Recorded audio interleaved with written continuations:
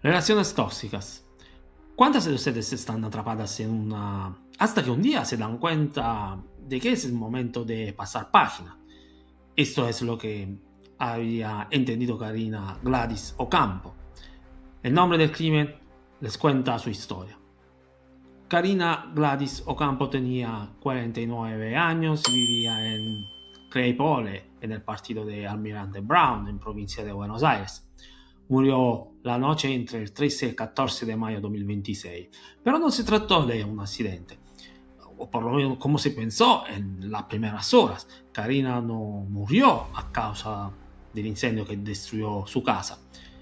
Karina fue asesinada y por ese delito hay un sospechoso. Se trata de su ex, Manuel Víctor Robledo, un hombre de 47 años, ex agente de Policía Federal. El mayor horror de Karina, un error común a muchas víctimas de femicidio, fue creer que su pareja podría cambiar y, a la espera de que eso sucediera, soportar violencia física y psicológica.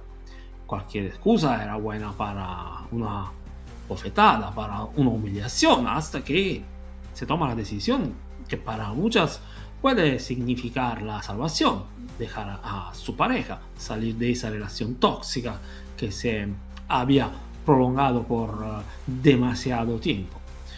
Por desgracia, este no fue el caso de Karina. Regresemos a la noche entre el 13 y el 14 de mayo de 2026. El sospechoso va a la casa de la víctima. Algunos vecinos lo ven allí al menos en dos ocasiones. La primera alrededor de las 2, la segunda cerca de las 5. No está claro qué pasó antes del crimen. Quizás la víctima y el asesino pasaron unas horas juntos. Tal vez el sospechoso intentó una reconciliación y el rechazo de la mujer desató a su furia homicida. O tal vez, quién sabe, el hombre pudo haber ido a la casa de la mujer con la firme intención de matarla. La mujer pudo haber intentado subir a su auto para escapar, pero en ese momento había recibido un golpe tan fuerte que la hizo desmayarse. En ese punto él la habría arrastrado dentro de la casa y la habría dejado allí, creyéndola muerta.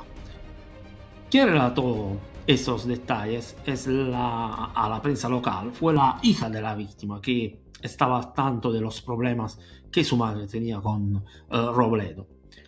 Cuando los vecinos notaron el incendio de la casa, llamaron a los bomberos, quienes recuperaron al cuerpo de la víctima. La naturaleza intencional del incendio resultó evidente y algunos conocidos de Karina fueron a buscar a Robledo. A ellos el hombre les habría admitido que había matado a la mujer porque lo engañaba, o al menos eso creía él. Al fin y al cabo, el sospechoso estaba obsesionado con la víctima y ni siquiera dejaba en paz a sus familiares. Sin embargo, Robledo habría prendido fuego a la casa en un segundo momento. La idea se la habría dado un amigo a quien le confesó lo que había hecho. El objetivo era borrar las pruebas de su implicación. La autopsia preliminar determinó que la causa de la muerte de Karina no fueron los golpes recibidos. La mujer murió por asfixia debido a la inhalación de humo, lo que significa que cuando la casa fue incendiada, la víctima aún estaba viva. La policía detuvo a Manuel Víctor Robledo bajo la acusación de homicidio agravado por el vínculo. La familia de Karina exige justicia. Robledo ya había sido investigado en el pasado por un caso de violencia de género y estuvo bajo tratamiento psiquiátrico durante 8 meses. ¿Creen que se subestimó su peligrosidad? Déjenmelo en los comentarios. Los espero en el próximo caso con el nombre del crimen.